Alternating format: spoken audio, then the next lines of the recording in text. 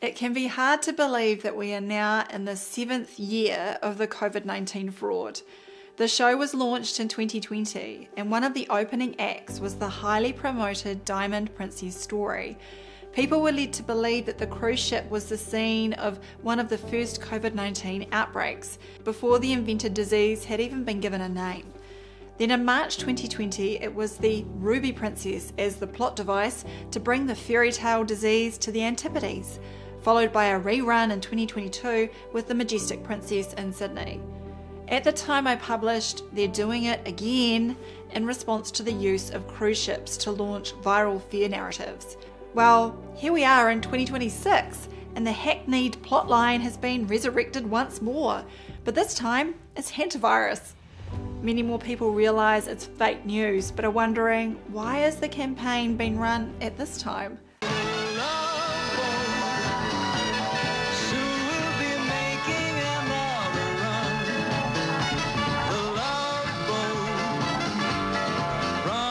Something for everyone. Set a course for adventure, your mind on a new road band. And love won't hurt anymore. It's an open smile on a friendly shore. It's love.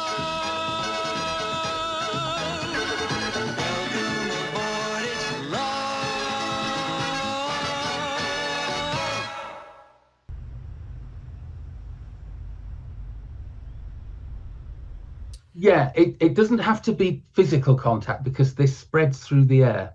So you have, as I said, the typical one is clearing out areas where rats have been, and you spend the dried feces and urine into the air, breathe it in, and that's how you get the infection. At the moment, I haven't got any insights into how that might have happened on the ship. Nothing like a quote expert to inform us of the vagaries involved in one of their virus hobby horses. As we have come to expect, the alleged infectious particles have very specific properties. Until they don't. This extravaganza was featured in the New York Post's article, "Cruise ship infected with terrifying hantavirus strain that has 40% mortality rate." The facts evaporate from the story with the insertion of WHO believes in the headline. Indeed, the article goes on to state, though hantavirus is typically only spread through rodent droppings, this particular strain is an alarming exception, and it's one that can't be ruled out, the World Health Organization conceded Tuesday. In other words, even on their own terms, this is complete speculation, and precisely nothing has been shown to spread. In fact, there is not a scrap of scientific evidence to back up the headline. All we are given are comments such as, "We do believe that there may be some human-to-human transmission that is happening," said Maria Van Kerkhove, the World Health Organization's Epidemic and Pandemic Preparedness and Prevention Director, followed by, "The terrifying strain seemed even more likely after the WHO said no rodents were found on board the vessel." Zero! In the world of virology, apparently that all makes sense. To summarize, people get sick or die. Must be a virus. Other people get sick. Must be the same virus. But wait, it's a rodent virus, yet no rodents were found. There's clearly only one explanation. The rodent virus has mutated. And before we even attempt to collect any evidence, let's just estimate a mortality rate of, say, 40%. Now, hopefully people are already appreciating the preposterous nature of this hantavirus story. However, a quick look through the comments and it's not promising. For example, all information points to someone bringing it aboard from Argentina. They were infected, didn't know it, and then boarded. And nothing like opening up the US population to infectious diseases with high mortality rates. China wouldn't be above releasing a biological terror weapon lab mutated virus, would it? If they are organic comments, then it is hard to know what would wake up these people at this stage of the proceedings. The New York Post continued to prop up the imaginative storyline and featured another headline. Unnerving photo shows suspected hantavirus patient evacuated from MV Hondia's cruise as one ex-passenger tests positive in Switzerland. As we read the caption, it says, "A suspected hantavirus patient is being hauled off the stricken MV Hondius cruise ship in head-to-toe protective gear on a gurney." Come back to the headline, and the post tells you this is, quote, "unnerving." The only reason this should be unnerving is the appreciation that dressing up like a clown will do nothing to improve your health outcomes. It is reminiscent of the redundant debates involving the perceived effectiveness of masks during the COVID era. Why even go there when human-to-human transmission was not backed up by scientific experiments in the first place? The gaslighting continues in the Post article, which states, "Hantavirus usually spreads by inhaling contaminated rodent droppings and can spread from person to person, though the WHO insists such transmission is rare." They insist it's rare, but the earlier article said the WHO does believe human-to-human transmission is happening. So the best response is to create worldwide panic, I guess. The New York Times had earlier reported on the story, and with regard to the first purported case, stated, "A 70-year-old male passenger became ill and was experiencing a fever, headache, abdominal pain, and diarrhea."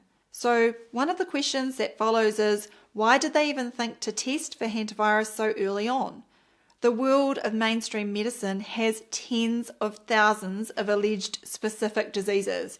And if we ask AI how many include fever, headache, abdominal pain, and diarrhea, it replies, best conservative estimate, about 1,000 diseases. The Times also reported that 3 people who were aboard a cruise ship sailing the Atlantic Ocean have died of suspected infections of hantavirus, the World Health Organization said on Sunday, referring to a rare family of viruses carried by rodents. One case of the infection was confirmed in a laboratory, the organisation said in a statement. Now keep in mind that this is on their own terms. First is the claim that hantavirus exists and can cause a specific disease.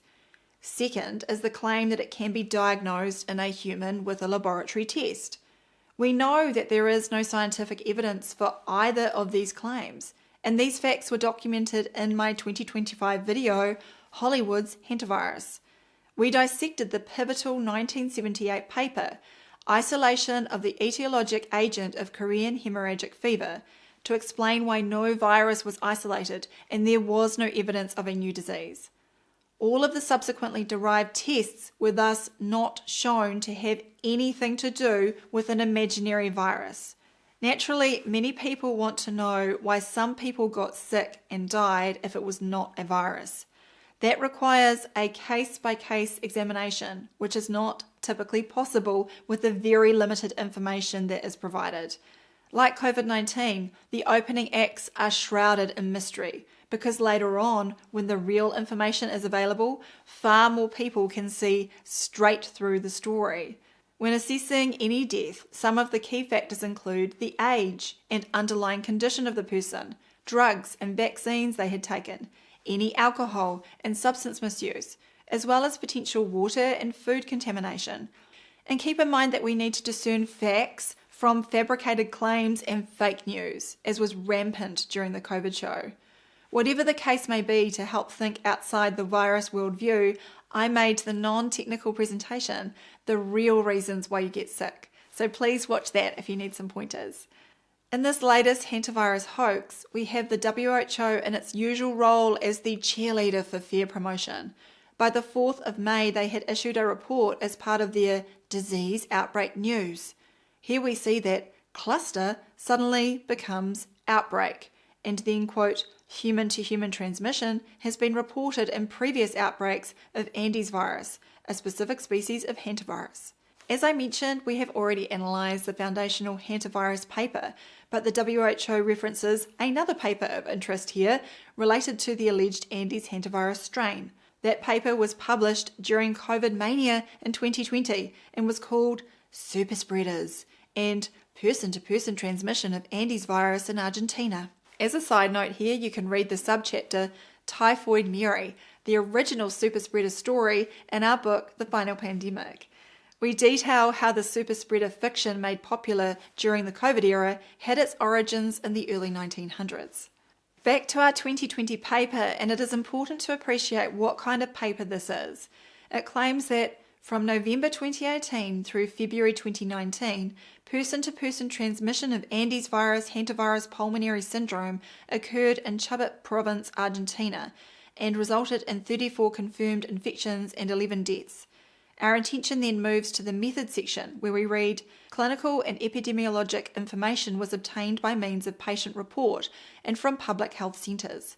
This is code for the information was handpicked to provide apparent evidence for the paper's headline. Indeed, it is clear that absolutely no human-to-human transmission of disease was established in this study. Instead, they state that to identify superspreaders, we estimated the Poisson distribution of the reproductive number. However, the reproductive or R numbers were invented on the assumption that people who happened to be near each other were passing around a disease due to an imagined virus. That is, it was a starting premise bereft of actual evidence. How many times do we need to remind them that an epidemiological study such as this one could raise a hypothesis, but the methodology itself is insufficient to establish the claims of transmission? The paper did attempt to jimmy in transmission evidence with so-called genomic and phylogenetic construction of the postulated virus. Once again, please refer to my 2025 Hantavirus video to see why no virus was ever isolated, so these selected genetic sequences have not been shown to belong to one. A technical explanation of why this applies to the entire viral genomics model is provided in Dr. Mark Bailey's A Farewell to Virology. The Argentinian claim of a deadly infectious entity was also dealt a critical blow when some very interesting information was disclosed in the middle of the paper.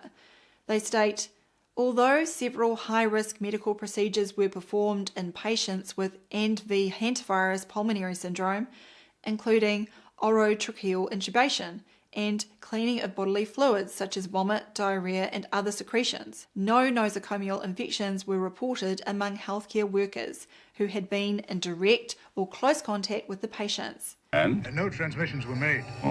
Approximately 82 healthcare workers were exposed to symptomatic patients with confirmed ANV infection. Of the 45 persons who worked in the intensive care unit and emergency department, only a small number used any form of personal protective equipment. And no transmissions were made. And what was the explanation for the fact that amongst all these supposed deadly hantavirus cases, not one hospital worker got sick?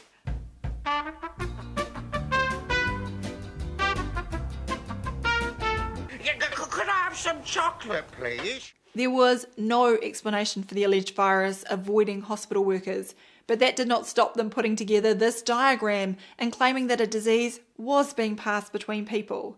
To make the story appear scientific, they worked backwards and claimed the incubation period could be 1 day to over 29 days, and it could be any amount of days from when a symptomatic person could pass it on. The discussion section breaks down into wild speculation, where they state, it appears that inhalation of droplets or aerosolized virions may have been the roots of infection. This is followed by, patients with ANV hantavirus pulmonary syndrome should be isolated, and frontline care workers should use appropriate personal protective equipment. What are they leading to? Well, the final claim is that we, or should I say they, need to improve public health response strategies. And recently we have seen those, quote, public health response strategies splashed all over the media with another launch of hantavirus hype. Coming back to the New England Journal paper for a final note, there were several author affiliations with some of the usual suspect agencies. But down in the fine print, they want to assure everyone that there is nothing to see here when they say, the views and conclusions in this article are those of the authors and should not be interpreted as necessarily representing the official policies, either expressed or implied, of the U.S. Department of the Army, Department of Defense, Department of Health and Human Services, or the institutions and companies affiliated with the authors. Well, it's good they cleared that up for us, but where could this be heading? There has been a purported vaccine for hantavirus since 1988 in the form of Hantavirus, produced by South Korea's GC Biopharma, This is a nasty injectable, originally derived from rodent brains and mostly administered to victims in East Asia. In any case, the CDC informs us that the existing vaccine and other drugs won't work against the Andes virus, and then the BBC chimes in to report that an international team of scientists are working on the required vaccine right now. Whether there is a new vaccine or not, it is more of the same misleading narratives that were used to swindle most of the world in 2020. Narratives that prompt fear to make people think they might be struck down by a deadly virus. In that state of mind, individuals are softened up to comply with ridiculous interventions that have nothing to do with good health. The COVID event was the greatest transfer of wealth in history, and the majority of the population failed to realize what it was about. The promoters of fake virus narratives are more than happy to keep their audiences buying into the pandemic industry to fleece them once again. The good news is that we are not under threat from microbes, whether they are known to exist, such as bacteria, or have not been shown to exist, such as viruses. Thus, we can safely ignore the latest scare stories such as Hantavirus. Instead, we are wise to concentrate on what is happening in our local area and the things we can do to improve the health and well-being of both ourselves and our communities. Step 1 is very easy, and that is to ignore the media outlets and any entities that are threatening you with hantavirus or other alleged health threats.